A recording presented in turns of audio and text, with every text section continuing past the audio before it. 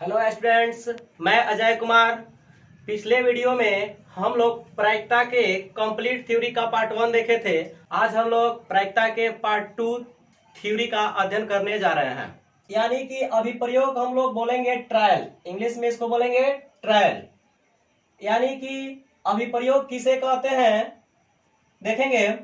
अभिप्रयोग एक क्रिया है जिससे एक या एक से अधिक परिणाम प्राप्त होते हैं।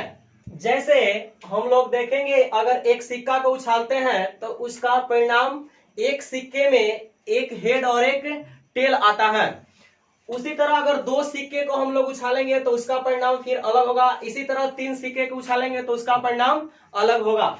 इस तरह इसके अर्थात में हम लोग देखेंगे, वह क्रिया जिससे एक या अधिक परिणाम प्राप्त हो उसे अभिप्रयोग कहते हैं। यानी हम लोग बता रहे हैं कि कोई भी क्रिया होगा जिससे एक से अधिक परिणाम प्राप्त होते हैं उसे हम लोग अभिप्रयोग कहते हैं।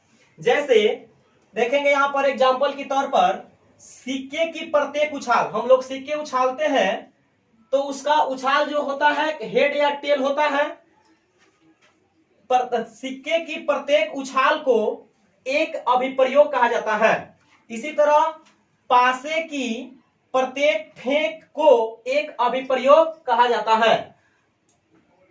इसी तरह दो सिक्के को एक साथ उछालने की प्रत्येक उछाल को भी एक अभिप्रयोग कहा जाता है। इसके बाद हम लोग इसके अगले बिंदु को देखेंगे। अगला बिंदु है हमारा प्रारंभिक घटना। इसको इंग्लिश में बोलेंगे एलिमेंट्री इवेंट। अब हम लोग देखेंगे प्रारंभिक घटना किसे कहते हैं। किसी प्रयोग की वह घटना जिसका केवल एक ही परिणाम हो उसे प्रारंभिक घटना कहा जाता है। इसके आगे हम लोग देखेंगे कि किसी प्रयोग के प्रारंभिक घटनाओं का योग एक होता है। जैसे एक सिक्के को यादृच्छया उछाले जाने पर परिणाम चीत या पट प्रारंभिक घटना है। यहां देखेंगे, चीत आने की परिणाम बराबर एक सिक्के पर एक चीत होता है और एक पट होता है। यानी पट आने की परिणाम बराबर भी कितना होगा, एक होगा। चलिए इसके आगे हम लोग अगले बिंदु की तरफ चल रहे हैं। किसी प्रयोग की सभी प्रारंभिक घटनाओं की प्रायिकताओं का योग एक होता है। इसका अगला पॉइंट है पूरक घटना। इसको इंग्लिश में बोलेंगे कॉम्प्लीमेंट्री इवेंट। अब हम लोग देखेंगे पूरक घटना किसे कहते हैं। घटना ई नहीं को निरूपित करने वाली घटना ई नॉट, क्या पढ़ेंगे इसको, ई नॉट घटना ई की पूरक घटना कहलाती है। हम पॉइंट एक लिखे हैं ऊपर कि किसी प्रयोग के सभी प्रारंभिक घटनाओं की प्रायिकताओं का योग एक होता है। यानी कि किसी भी घटना की प्रायिकता P E plus P not equal 1 होता है। चलिए इसके दूसरा फॉर्मूला हम लोग देखते हैं। यहां पर प्रायिकता पी निकालना है तो पी बराबर एक, देखेंगे एक यहां पर है तो एक लिख देंगे। हम कोई पी नॉट देख रहे हैं कि plus P not E plus में है तो हम प्लस है, जब बराबर के उस साइड में जाएगा तो पी नॉट ई माइनस में हो जाएगा। यानी प्रायिकता बराबर हो जाएगा 1 माइनस पी नॉट ई। इसके बाद इसके अगला फॉर्मूला देखेंगे, हमको पी नॉट ई निकालना है तो पी नॉट ई यहीं पर आ जाएगा। इसके बाद बराबर है तो बराबर लिख देंगे। उसके बाद प्रायिकता देख रहे हैं इधर प्लस में है, जब बराबर के उस साइड में जाएगा तो क्या होगा, माइनस होगा। यानी कि पी नॉट ई निकालने के लिए पी नॉट ई बराबर होगा 1 माइनस प्रायिकता मतलब पीई। जैसे हम लोग देखेंगे इस पर एक क्वेश्चन है। दो खिलाड़ी सीमा और ऋतु टेनिस के एक मैच खेलते हैं। यदि सीमा के मैच जीतने की प्रायिकता 0.38 हो तो ऋतु के मैच जीतने की प्रायिकता ज्ञात कीजिए। यानी कि हम देखेंगे कोई दो खिलाड़ी मैच खेलते हैं, टेनिस के एक मैच खेलते हैं, अगर किसी एक का प्रायिकता दे दिया और दूसरा का प्रायिकता निकालना है तो हम इस फॉर्मूले का इस्तेमाल कर सकते हैं। देखेंगे यहाँ पर सीमा के मैच जीतने की प्रायिकता यानी कि पीएस, सीमा जो है इसको हम लोग पीएस से डिनोट करेंगे, बराबर इसका प्रायिकता दे दिया है 0.38।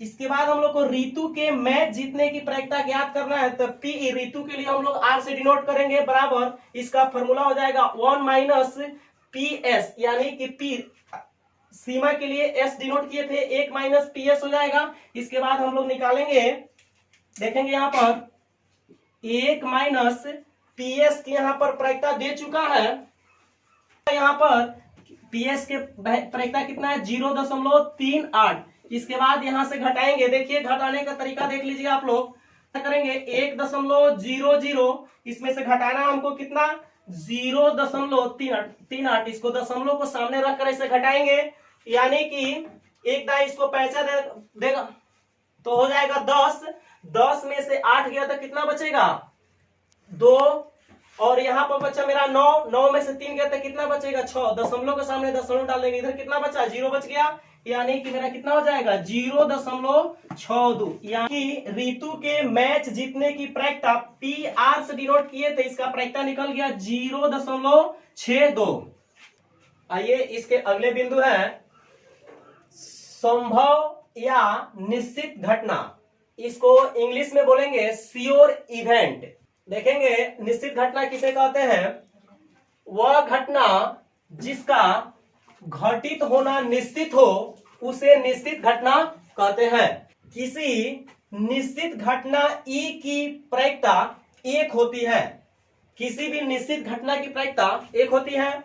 इसके आगे देखेंगे, मेरा अगला बिंदु है किसी भी घटना ई की प्रायिकता, किसी भी घटना की प्रायिकता 0 हो या 0 से बड़ा हो या 1 हो या 1 से छोटा होता है।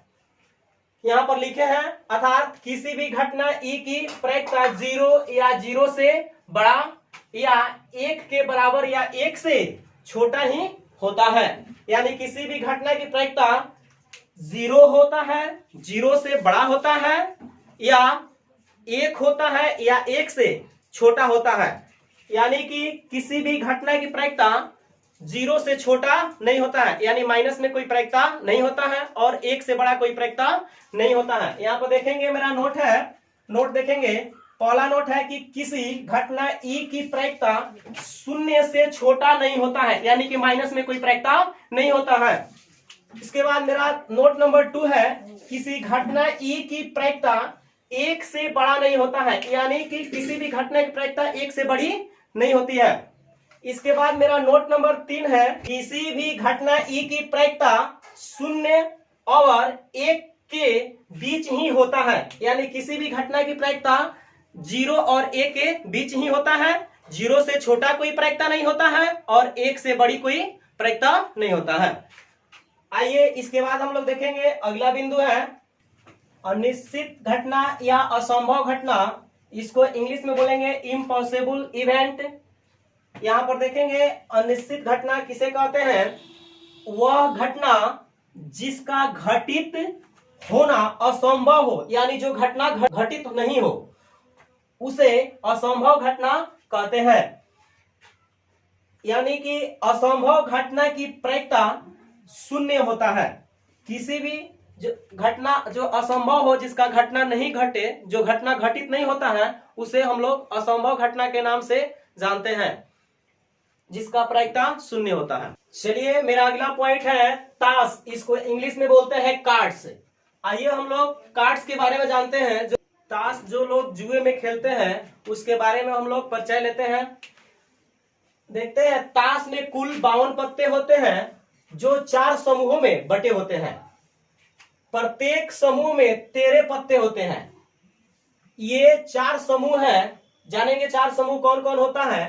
पहला होता है हुकुम, दूसरा होता है पान, तीसरा होता है ईंट और चौथा होता है चिड़ी। अब हम लोग बारी बारी से सबको बारे में जानेंगे। हुकुम, यानी कि इसको इंग्लिश में एक्सप्रेस बोलेंगे, हुकुम काले रंग का होता है। हुकुम का जो पत्ता होता है वो काले रंग का होता है और कुल पत्तों की संख्या 13 होता है।